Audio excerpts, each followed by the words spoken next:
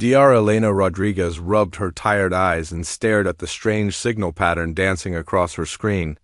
For 3 days straight, the Deep Space Monitoring Station orbiting Jupiter had picked up this unusual transmission, and Elena could not shake the feeling that something important was hidden inside the static and noise. She worked alone in the communications lab while most of the night shift crew slept in their quarters. The signal was different from anything Elena had seen in her 12 years as a xenolinguist. Most cosmic background radiation followed predictable patterns, but this transmission carried mathematical sequences that seemed almost deliberate. Elena ran the data through every decryption program in the station database, but nothing worked until she tried something new. Blake Thompson walked into the lab, carrying 2 cups of coffee, and found Elena hunched over her workstation with dozens of data streams flowing across multiple monitors. Blake served as the station communications officer and had worked with Elena long enough to recognize when she was onto something big. He set 1 cup next to her keyboard and waited for her to notice him. Elena looked up with excitement in her eyes and pointed at the main screen where symbols and numbers were slowly taking shape. The random static was transforming into something that looked almost like language. Blake leaned closer and watched as Elena manipulated the signal filters to bring the transmission into better focus. The breakthrough came when Elena realized the signal was using prime number sequences as a universal mathematical language. Once she applied this key, the static dissolved and revealed a desperate message from somewhere deep in space. The translation was rough, but the meaning was clear enough to make both Elena and Blake step back in shock. Commander Marcus Kane arrived in the lab 20 minutes later after Blake sent an urgent message to his quarters. Kane was a former military officer who ran the Jupiter monitoring station with strict efficiency, but he had learned to trust Elena's judgment when it came to unusual signals.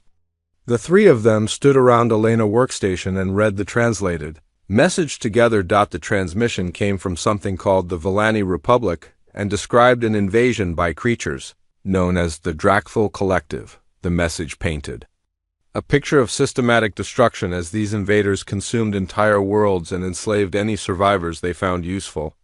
Most disturbing was the description of the Dracthal as parasitic beings that treated other species like livestock. Elena discovered that the Villani had heard rumors of a species called humans from what they termed the Forbidden Zone. The message was a desperate plea for help from anyone who might have the strength to stand against the Dracthal advance. The Villani transmission included star charts and coordinates, but warned that their civilization might not survive much longer. Commander Kane immediately contacted Earth Defense Council headquarters to report the discovery. The response came back within hours and surprised everyone at the station. Earth had received similar distress calls over the past 3 months, but this was the first one that Elena's team had successfully decoded. Dr. Harrison Webb arrived at the Jupiter station 2 days later as the official representative from Earth Defense Council. Webb was a tall, serious man who specialized in first contact protocols and carried himself with the authority of someone who had dealt with cosmic threats before. He reviewed Elena's work and confirmed that the translation was accurate. Webb revealed that Earth had been monitoring unusual activity in the Outer Rim territories for almost a year. Several star systems had gone completely silent without explanation, and long-range scouts had reported strange energy signatures in those regions.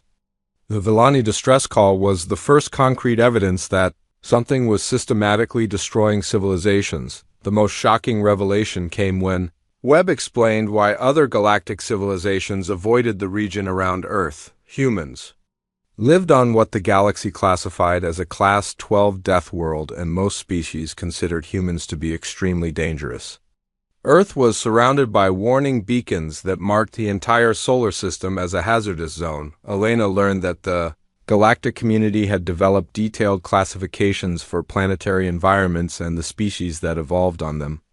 Worlds like Earth with extreme weather-violent geology and aggressive predators were considered unsurvivable by most galactic standards. The species that managed to evolve on such worlds were labeled as Deathworlders and generally avoided by peaceful civilizations. The irony was not lost on anyone in the room. The Villani were calling for help from the very species that the rest of the galaxy feared and avoided. They had no idea that humans were considered some of the most dangerous creatures in known space. Commander Kane raised the obvious question about whether Earth should respond to the distress call. The Defense Council had strict policies about revealing human capabilities to the galactic community, and responding to the Villani would essentially announce Earth presence to potentially hostile alien forces. Dr. Webb explained that the situation was more complicated than it first appeared. Intelligence reports suggested that the Drakthul were not typical raiders or conquerors. They seemed to be following a systematic pattern of expansion that could eventually threaten Earth itself. The Outer Rim civilizations were serving as an early warning system, and their destruction removed a valuable buffer zone. Elena spent the next day analyzing additional Villani transmissions that the station computers had identified in the background static. The messages painted an increasingly desperate picture as Drakthul forces overwhelmed one Villani colony after another. The most recent transmission was barely coherent and suggested that the Villani homeworld itself was under direct attack. The decision to respond came from the highest levels of Earth government after an emergency session of the Defense Council. Elena found herself assigned to the first official human diplomatic mission to an alien civilization. The irony was that this first contact would happen in the middle of an active war zone. Commander Kane selected a small team to accompany Elena on the mission. Blake Thompson volunteered to serve as communications specialist, while Dr. Webb would handle the diplomatic protocols. The mission would be led by Captain Jake Sullivan, who commanded one of Earth's newest heavy cruisers. Elena felt a mixture of excitement and terror as she prepared for humanity's first journey beyond the solar system. She had spent her entire career studying the possibility of alien contact, but never imagined it would happen under such violent circumstances. The Villani were counting on human help, but had no idea what they were really asking for. The final transmission from the Villani came through just as Elena's team prepared to depart. It was short and filled with static, but the message was clear. The Drakthul had reached the Villani homeworld and begun their final assault. Time was running out for an entire civilization that had reached across the void to ask for help from creatures they had never seen. Captain Sullivan received his orders from Earth Defense Command as the heavy cruiser Retribution prepared for its first interstellar mission. The ship carried advanced weapon systems and a full complement of Marines, but no one knew if human technology would be effective against an alien threat. Elena realized that humanity was about to announce its presence to the galaxy in the most dramatic way possible. The Retribution jumped to hyperspace with Elena watching the stars stretch into lines of light through the observation deck windows. Somewhere ahead lay a dying civilization that had called out for help and received an answer from the most unlikely source. Humans were coming, and the galaxy would never be the same. The heavy cruiser Retribution dropped out of hyperspace at the edge of the Azura system and immediately detected signs of massive destruction. Captain Jake Sullivan stood on the bridge watching the tactical displays show debris fields where Villani orbital stations had once operated. The scale of devastation was unlike anything in human military records and suggested an enemy with both advanced technology and complete disregard for civilian populations. Dr. Elena Rodriguez worked frantically at her communication station trying to establish contact with any surviving Villani forces. The background chatter was filled with desperate transmissions in the crystalline language she had learned to translate over the past week. Most of the signals were fragmentary and spoke of retreat, evacuation, and overwhelming enemy superiority. Marine Colonel Diana Wells studied the tactical situation from her position near the bridge command center. Her battalion of 300 Marines represented humanity first, military force to operate beyond the solar system, and Wells understood the weight of that responsibility. The enemy they faced had conquered multiple star systems, while humans had never fought anything more dangerous than automated defense platforms. Chief Engineer Tom Bradley reported that the Retribution weapon systems were functioning normally, but he had no baseline for comparison against alien technology. The ship carried railguns, missile systems, and directed energy weapons that could devastate anything built by human engineering. Whether those same weapons would be effective against Dracthal forces remained an untested question.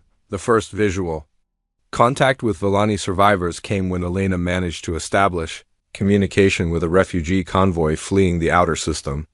The beings that appeared on the main screen were unlike anything humans had imagined when they pictured alien life. The Villani stood barely 4 feet tall with translucent crystalline skin that seemed to glow with internal light. Governor Neth. Coral spoke for the convoy and his voice carried harmonics that Elena translation system struggled to process. Through broken communication, Elena learned that the Dracthal had been systematically destroying Villani colonies for almost 2 months. The invaders showed no interest in negotiation or surrender and seemed focused entirely on harvesting Villani populations for unknown purposes. Captain Sullivan made the decision to escort the refugee convoy toward the inner system while maintaining defensive positions around the larger civilian ships. The Retribution moved through the debris field and Elena got her first look at the aftermath of Dracthal attacks. Entire space stations had been torn apart with surgical precision while civilian transports had been disabled and apparently emptied of their passengers. The first direct encounter with Dracthal forces came when the convoy approached a mining station that was still transmitting distress signals.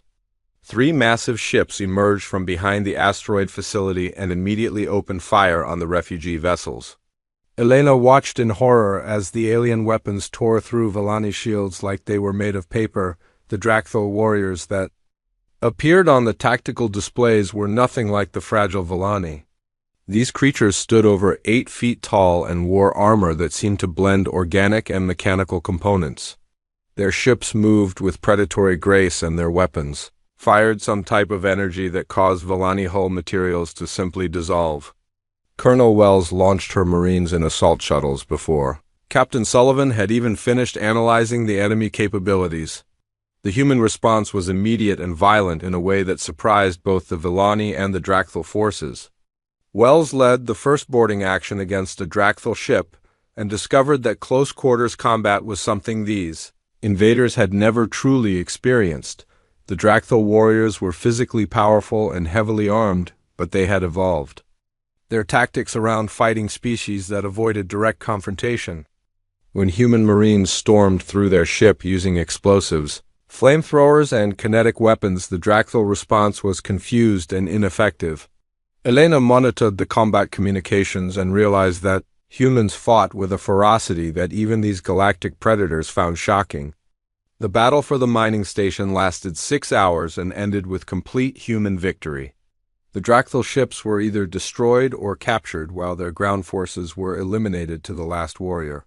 Colonel Wells reported minimal human casualties while Dracthal losses were total. The rescue operation freed over 2,000 Villani civilians, who had been held in the station processing centers. Elena's first direct conversation with Governor Coral took place in the Retribution Medical Bay where Villani refugees were receiving treatment. The crystalline being looked at Elena with what she interpreted as a mixture of gratitude and fear. Coral explained that the Villani had never encountered a species that seemed to enjoy combat the way humans did. The rescued Villani provided detailed intelligence about Dracthal operations and revealed the true horror of what humanity was facing. The invaders were not simply conquering territory or gathering resources. They were systematically harvesting the neural patterns of intelligent species and using this biological material to enhance their own capabilities. Dr. Tom Bradley examined captured Dracthal technology and discovered that their weapons and armor incorporated organic components from dozens of different species. The implications were terrifying because it suggested that the Dracthal had been conducting this harvest across multiple star systems for generations. Each conquered civilization added to their technological and biological capabilities. Governor Coral revealed that the Dracthal had been studying Villani neural structures for weeks before beginning their final assault on the homeworld. The crystalline nature of Villani brain tissue apparently provided some unique properties that the invaders found valuable. Most disturbing was the revelation that conscious beings were kept alive during the harvesting process. Colonel Wells interrogated the few surviving Dracthal prisoners and learned that humans represented something completely new in their experience. The captured warriors spoke of human combat tactics with what could only be described as confusion and respect. They had never encountered a species that seemed to thrive in violent situations rather than merely endure them. Elena realized that the Drakthul had built their entire expansion strategy around fighting species that were fundamentally peaceful. The Villani had mining equipment that could be converted to weapons, but no real military tradition or aggressive instincts. Most galactic civilizations had apparently followed similar patterns of development. Captain Sullivan received new intelligence from Earth Defense Command indicating that similar Drakthul operations were underway in at least 6 other star systems. The pattern was always the same, with peaceful trading civilizations being overwhelmed by an enemy that had perfected the art of fighting beings who preferred negotiation to warfare. The Retribution spent 3 days at Azura Prime, and Elena got her first look at an alien homeworld under siege. The planet's surface showed signs of massive bombardment, while orbital defense platforms had been systematically eliminated. Drakthul forces controlled most of the major population centers, while Villani survivors huddled in underground shelters. The rescue of the refugee convoy was only the beginning of what would become humanity's first interstellar war. Elena watched from the bridge as Captain Sullivan received orders to establish a permanent human presence in the Azura system. The Villani had asked for help and received something they never expected. The final scene of first contact came when Elena participated in formal diplomatic ceremonies with Governor Coral and other Villani leaders. The crystalline beings performed complex harmonies that served as their equivalent of signing treaties, while human marines stood guard with weapons that had already proven effective against galactic predators. Elena realized that humanity had crossed a threshold that could never be uncrossed. The galaxy now knew that humans existed and that they were willing to fight for beings they had never met.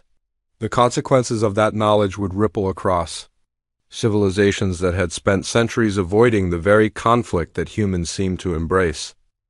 Admiral Rebecca Stone arrived at Haven Gate trading station with a small diplomatic fleet and immediately sensed the tension that filled the massive orbital complex.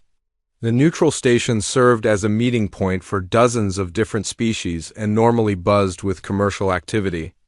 Instead, Stone found half-empty docking bays and nervous merchants who spoke in whispers about events in the outer RIM territories. Intelligence Officer Lewis Park accompanied the Admiral as they made their way through the station corridors lined with shops and trading posts. Park had spent weeks analyzing intercepted communications from various galactic civilizations and suspected that the Drakthul threat was not as unknown as many species claimed. The patterns of information flow suggested that someone had been tracking the invaders for much longer than publicly admitted. Diplomatic Attached Grace Mitchell joined them at the Station Administrative Center, where they requested a meeting with the facility management. Mitchell specialized in reading the subtle social cues of different alien cultures and immediately noticed that many species representatives were avoiding eye contact with the human delegation. The reaction suggested that news of human involvement in the Azura system had already spread throughout the galactic community. The station administrator turned out to be a merchant named Vex Thorn from the Cetian hegemony. Thorn was a tall, thin being with pale blue skin and multiple arms that moved in complex gestures while he spoke. His initial response to the human delegation was polite but cautious, as if he was afraid of saying too much about certain topics. Admiral Stone asked direct questions about Drakthul activity in the region and watched as Thorn became increasingly uncomfortable. The Cetian merchant admitted that similar attacks had been reported across at least 15 star systems over the past 5 years, but claimed that most civilizations had written off these incidents as isolated piracy or territorial disputes between primitive species. Lewis Park presented intelligence data that contradicted Thorn explanations and revealed communication patterns that suggested coordinated responses to Drakthul attacks. The evidence pointed to a systematic effort by core galactic civilizations to monitor and contain information about the invasions while taking no direct action to stop them. The breakthrough came when Grace Mitchell offered to trade human medical technology in exchange for complete records of Outer Rim incidents. Thorne looked around nervously before leading the human delegation to a secure conference room deep within the station administrative complex. The Setian merchant sealed the room and activated privacy screens before revealing the truth about galactic policy toward the Drakthal threat. The Galactic Council had known about the Drakthal Collective for over 20 years and had made a deliberate decision to ignore their expansion as long as it remained confined to the Outer Rim territories. Core Worlds had even negotiated informal agreements that provided the Drakthal with tribute in exchange for avoiding more developed star systems. Admiral Stone listened with growing anger as Thorne explained how the galactic community had essentially sacrificed entire civilizations to protect their own interests. The Outer Rim species like the Villani were considered expendable frontier dwellers whose loss was acceptable if it kept the Drakthal satisfied and distant from major trade routes. The human delegation learned that the Galactic Council maintained detailed records of Drakthal capabilities and expansion patterns, but had classified this information to prevent panic among member civilizations. Council leadership had convinced themselves that the invaders would eventually exhaust the available resources in the Outer Rim and move on to other regions of space. Lewis Park discovered that several species had tried to warn the Council about Drakthal breeding programs and the systematic nature of their expansion. These warnings had been dismissed or suppressed because Council leadership preferred to believe that the threat would remain localized. The policy of willful ignorance had allowed the Drakthal to grow stronger while their victims received no assistance. The most disturbing revelation came when Thorne showed the humans' refugee statistics from the past decade. Over 2 million beings from 12 different species had fled to Council territories reporting Drakthal attacks. These refugees had been classified as economic migrants, and their testimony about systematic extermination had been buried in bureaucratic processes.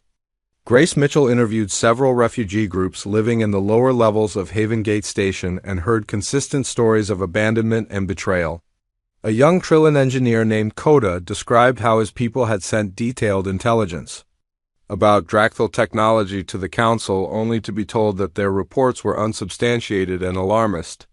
The refugees revealed that the Drakthal had been conducting biological experiments on captured populations for years. The invaders were not simply harvesting neural patterns, but were actually breeding programs designed to create hybrid warriors that combine the best traits of different species. Each conquered civilization provided new genetic material for these experiments. Admiral Stone realized that the galactic community had allowed the Drakthal to become exponentially more dangerous through years of deliberate inaction. The invaders had used their time in the Outer Rim to perfect their techniques and build up massive military forces, while potential allies had been systematically ignored or silenced. The situation became more complex when Thorne revealed that several Council species had actually profited from Drakthal expansion.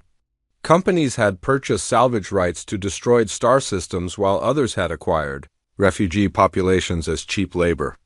The conspiracy of silence had economic motivations that went beyond simple cowardice. Lewis Park uncovered evidence that some Council members had been receiving regular intelligence briefings about Drakthal activities for years. The leadership had developed detailed contingency plans for defending core worlds, while making no provisions for protecting Outer Rim civilizations. The policy amounted to planned genocide through willful neglect. The human investigation was interrupted when Drakthal infiltrators attacked Haven Gate Station during a shift change. The assault revealed that the invaders had been monitoring galactic intelligence networks and were aware of human involvement in Outer Rim affairs. Admiral Stone found herself commanding the station defense against an enemy that had specifically targeted the human delegation. The battle for Haven Gate demonstrated human combat capabilities to representatives from over 30 different species. Admiral Stone coordinated defensive actions, using tactics that the station security forces found both effective and terrifying. Human Marines fought through the station corridors with a level of controlled violence that shocked even hardened Council military observers. The Drakthal infiltrators were eliminated within 4 hours, but not before they transmitted detailed intelligence about human weapons and tactics back to their commanders. The attack served as both a demonstration of human capabilities and a warning that the invaders were now focusing their attention on this new threat. The aftermath of the battle created a diplomatic crisis when several council species demanded that humans be quarantined as unstable Deathworlders who posed a threat to galactic peace. Admiral Stone's response was delivered in the main station assembly hall before representatives from dozens of civilizations. Stone pointed out that the real monsters were not the species willing to fight against systematic extermination, but the civilizations that had knowingly allowed genocide to continue for decades.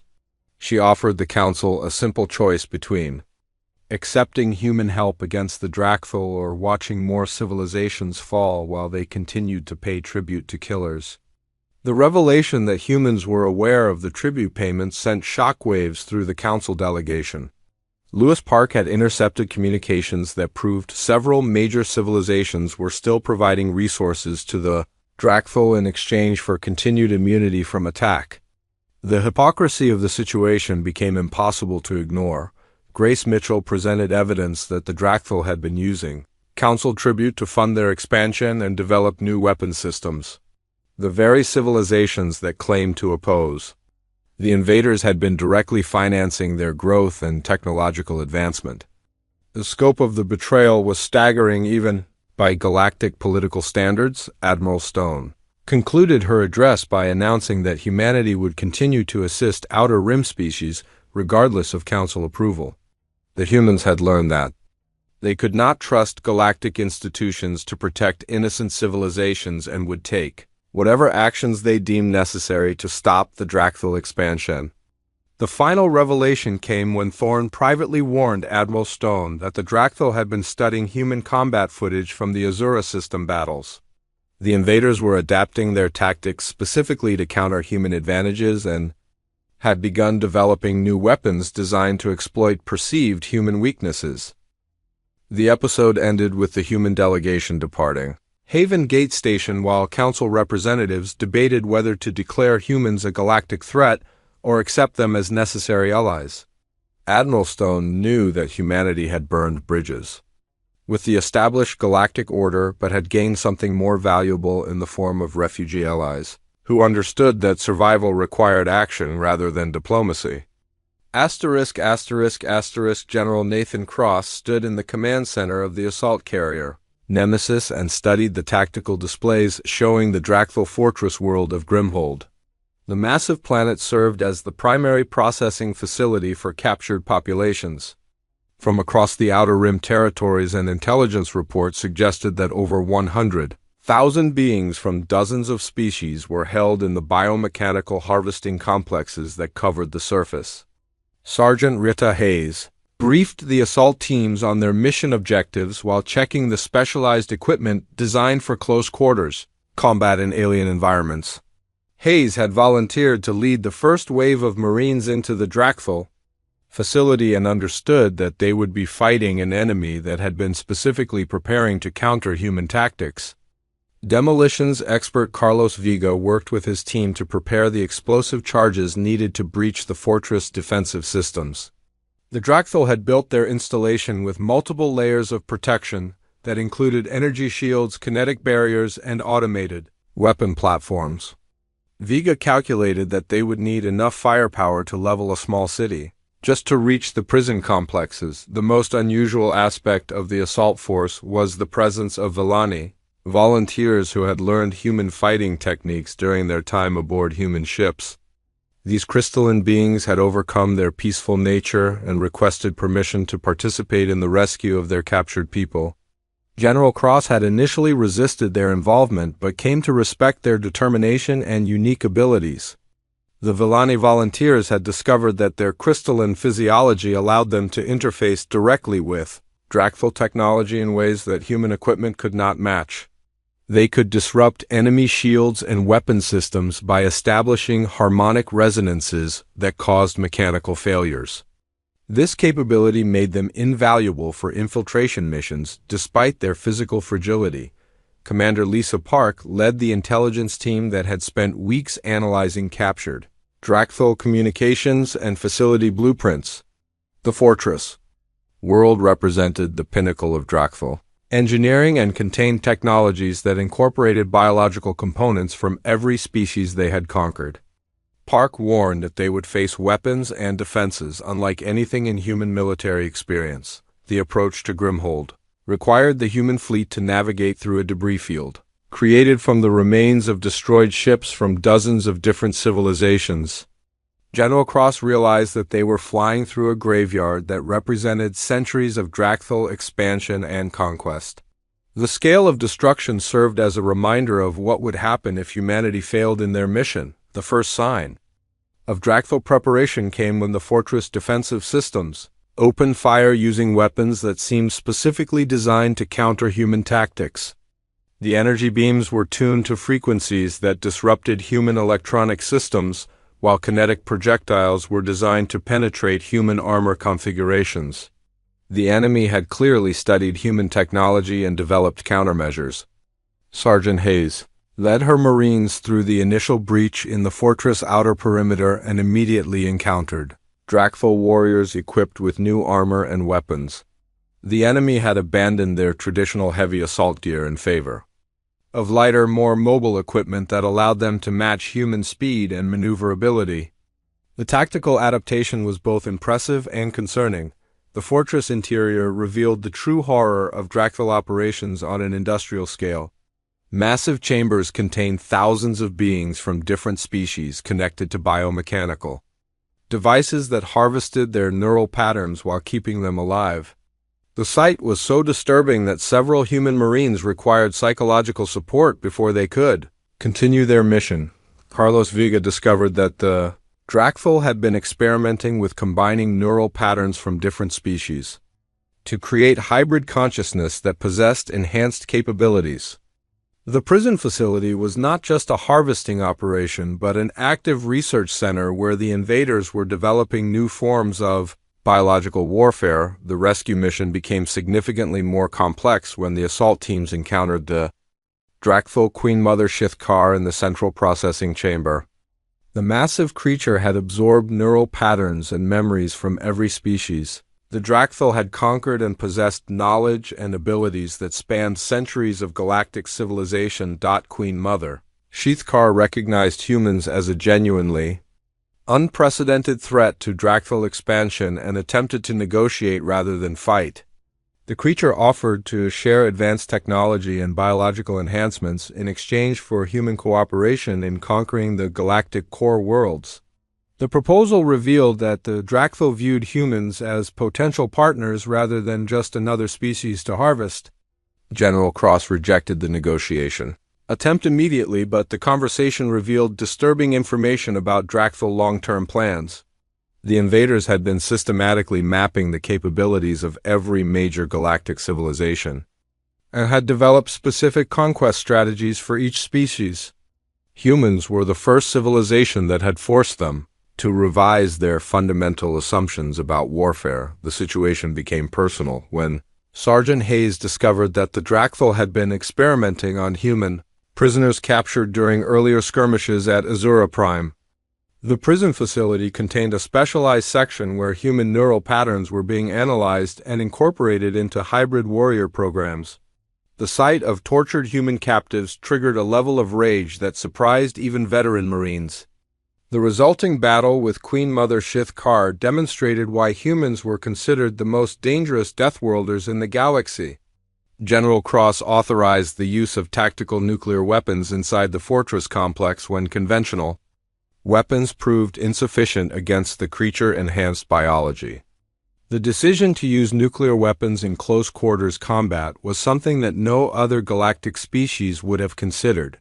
The nuclear engagement inside an enclosed facility required evacuation protocols that pushed human technology to its limits. Carlos Vega coordinated the demolition of entire fortress sections while Sergeant Hayes led evacuation teams through collapsing corridors filled with radiation and toxic gases. The human ability to fight effectively in lethal environments shocked their Villani allies. Queen Mother Shithkar proved nearly impossible to kill even with nuclear weapons due to her enhanced biology and regenerative capabilities. The final assault required coordinated attacks by multiple Marine units using weapons that combined human technology with Vellani harmonic disruption techniques. The creature death required the complete destruction of the central processing facility. The liberation of Grimhold took 18 hours of continuous combat and resulted in the rescue of over 60,000 beings from dozens of different species. However, the cost of victory included the discovery that many prisoners had been so severely altered by Dracthal experiments that they could never return to normal life. The psychological trauma of the rescue mission affected both human and alien participants. General Cross realized that traditional military campaigns would be insufficient to stop the Dracthal expansion because the invaders had spread across hundreds of star systems over several decades. The fortress world had been just one facility in a network that spanned multiple galactic regions. The scope of the threat required a complete rethinking of human strategy. The most disturbing discovery came when intelligence teams analyzed the Queen Mother consciousness and learned that the Dracthal had been preparing for eventual conflict with galactic core civilizations for over a century. They had deliberately focused on outer rim territories to avoid attention while building up military forces and developing hybrid warrior programs. Commander Park revealed that the Dracthal possessed detailed intelligence about every major galactic civilization, including complete assessments of military capabilities and potential weaknesses. The invaders had been planning a coordinated assault on core worlds that would have overwhelmed traditional defensive measures. Only human intervention had disrupted their timeline. The rescued prisoners provided intelligence that revealed the true scale of Dracthal operations across the galaxy. Similar fortress worlds existed in at least 12 other star systems, while mobile harvesting fleets continued to attack isolated colonies. The enemy had built an empire based on systematic enslavement and biological warfare. The liberation of Grimhold marked a turning point in the conflict because it demonstrated that Dracthal facilities could be destroyed, despite their advanced defenses. However, the victory came at a cost that included significant human casualties and the realization that some species were too damaged to rebuild their civilizations even after rescue. General Cross concluded his mission report with the recommendation that humanity abandon conventional military strategies and develop new approaches, specifically designed to counter an enemy that had adapted to fight Deathworlders. The Dracthal had proven that they could learn and evolve, but they had also revealed weaknesses that human forces could exploit. The final scene showed the Nemesis departing Grimhold while the fortress world burned behind them. The rescued prisoners faced an uncertain future, while human forces prepared for a war that would determine whether the galaxy remained under the control of predators or could be reclaimed by the civilizations they had terrorized for decades. ***** fleet. Admiral David Chun stood in the newly constructed war room beneath the Rocky Mountains and coordinated the most ambitious military operation in human history. The massive command center contained holographic displays showing 17 different star systems where Dracthal core worlds maintained their primary military and biological research facilities. The plan required simultaneous strikes across multiple galactic regions, using weapons and tactics that would forever change humanity's role in the galaxy. General Patricia Lopez reviewed the deployment schedules for the assault fleets while monitoring communications from refugee species who had volunteered to support the human offensive. The alliance had grown to include survivors from over 30 different civilizations who understood that this battle would determine whether the galaxy remained under Dracthal control or could be liberated from centuries of systematic oppression. Chief Scientist Dr. Robert Kim worked with his research teams to complete the final preparations for humanity. Most closely guarded military secret. The antimatter weaponry had been combined with artificial intelligence systems that could coordinate tactical decisions across multiple star systems simultaneously. The technology represented a level of destructive capability that even humans had never tested at full scale. Ambassador Elena Rodriguez served as the voice of the Refugee Alliance and coordinated with species representatives who had committed their remaining military resources to the human offensive. Rodriguez had evolved from a xenolinguist studying alien languages to a diplomatic leader managing an interstellar coalition united by shared trauma and determination for justice. The complexity of the operation increased when the Galactic Council, led by Chancellor Mordaunt of the Cetians, attempted to intervene and prevent what they termed human Deathworld tactics. The Council feared that large-scale human military action would destabilize the entire galactic political structure and demanded that humanity accept a negotiated settlement with the DRA. Fleet Admiral Chun rejected the Council demands and pointed out that their previous negotiation strategy had consisted of paying tribute to genocidal killers while abandoning entire civilizations to systematic extermination. The human response was direct and uncompromising because they had learned that galactic institutions could not be trusted to protect innocent species. The diplomatic crisis escalated when Chancellor Mordaunt threatened to declare humanity a rogue species and authorize military action against human forces. The threat was empty because Council military capabilities were designed for peacekeeping operations, rather than fighting Deathworlders, but it revealed the extent to which established galactic powers feared human methods. Dr. Kim completed the final testing of the antimatter delivery systems and reported that the weapons were ready for deployment. The technology combined human engineering with modifications suggested by refugee species scientists who understood Dracthal defensive capabilities. The resulting weapons were specifically designed to penetrate the biological shields and regenerative systems that protected Dracthal installations. The assault fleets departed from staging areas throughout human space and began their coordinated approach to the target systems. Each fleet carried enough firepower to destroy entire planets, but the mission required surgical precision to eliminate Dracthal forces while preserving captured populations and salvageable infrastructure. General Lopez monitored the initial phases of the operation as human forces engaged Dracthal defensive fleets in 17 different star systems simultaneously. The enemy response was immediate and coordinated, suggesting that they had been preparing for this level of human retaliation. The battles revealed that both sides had been studying each other's capabilities and developing countermeasures. The first indication that the Dracthal had prepared a final desperate strategy came when long-range sensors detected massive energy buildups in the core systems.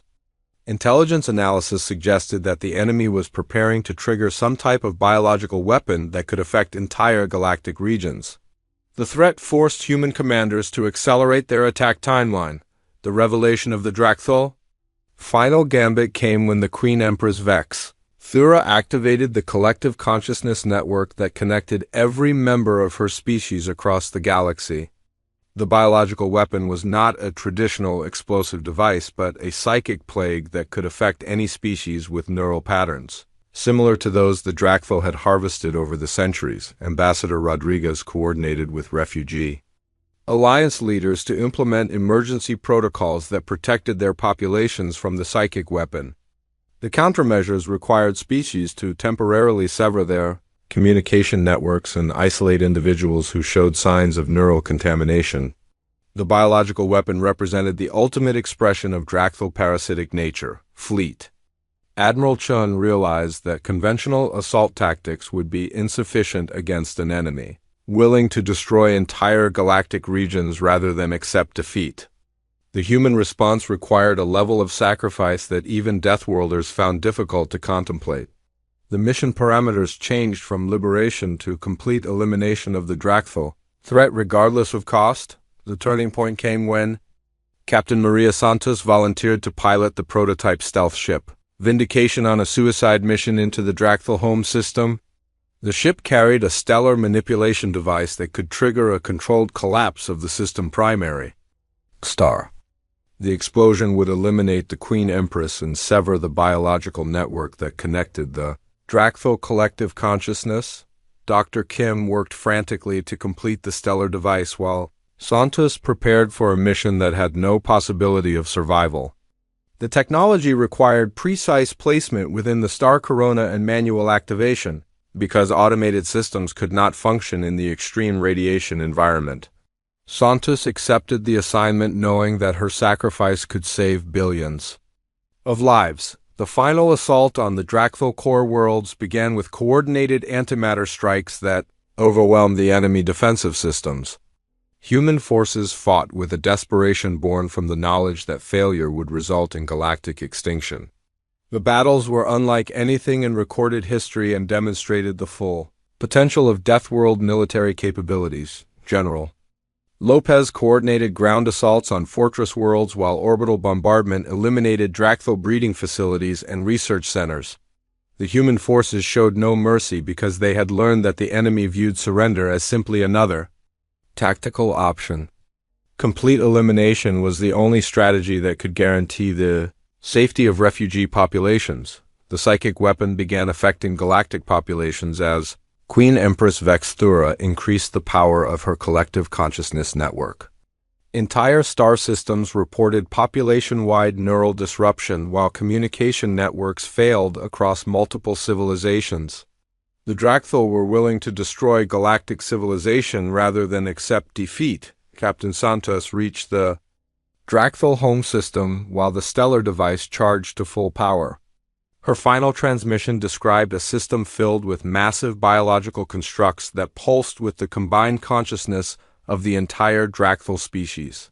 The Queen Empress herself was a planetary-scale organism that had merged with the system infrastructure. The manual activation of the stellar device required Santos to pilot her ship directly into the star corona while maintaining precise positioning until the collapse sequence initiated.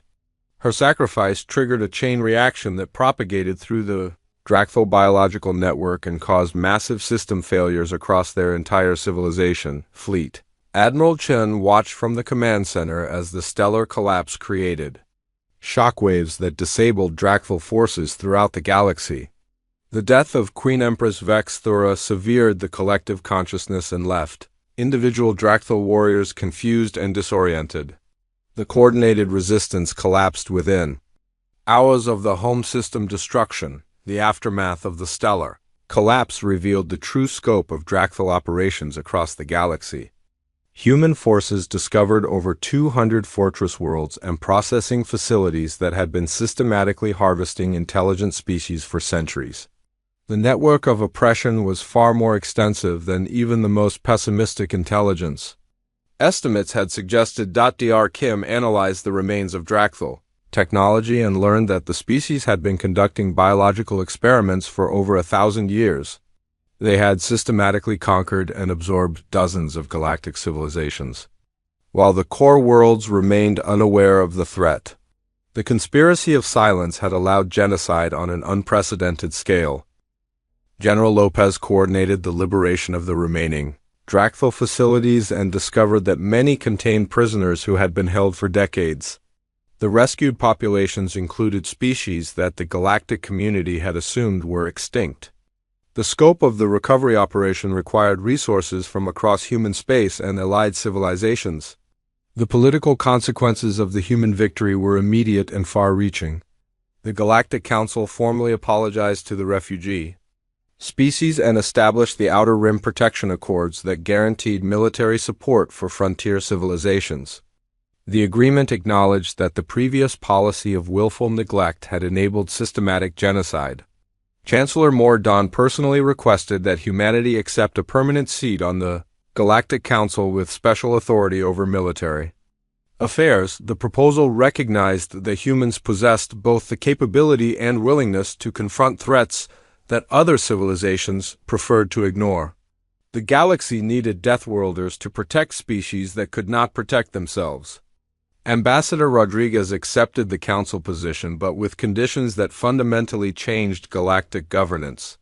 Humans would serve as the enforcement species for crimes against sentience and would have authority to intervene in situations where civilian populations faced systematic oppression. The galaxy had gained protectors who answered to conscience, rather than political convenience. The final scene took place in Rodriguez's new office at the Galactic Council headquarters, where she received a distress call from an unknown sector. The transmission described attacks by mechanical entities that seemed to be harvesting entire star systems for raw materials. The pattern was different from the Drakthal, but equally threatening to civilian populations. Elena Rodriguez looked out at the stars and reflected on how humanity had evolved from an isolated Deathworld species to the galaxy primary defenders of innocent life. The role came with terrible responsibilities and the knowledge that human methods would always be viewed with fear and suspicion by more peaceful civilizations. The distress call was authenticated and traced to a region beyond the current galactic maps. Rodriguez authorized a reconnaissance mission while preparing diplomatic notifications for the Council leadership. Humanity had learned that the galaxy contained threats that required immediate action rather than careful deliberation. The story concluded with the launching of a new human exploration fleet equipped with lessons learned from the Dracthal conflict. The ships carried advanced weapon systems and seasoned crews who understood that sometimes the only way to preserve peace was through overwhelming violence. The galaxy had found its guardians among the species it had once feared most.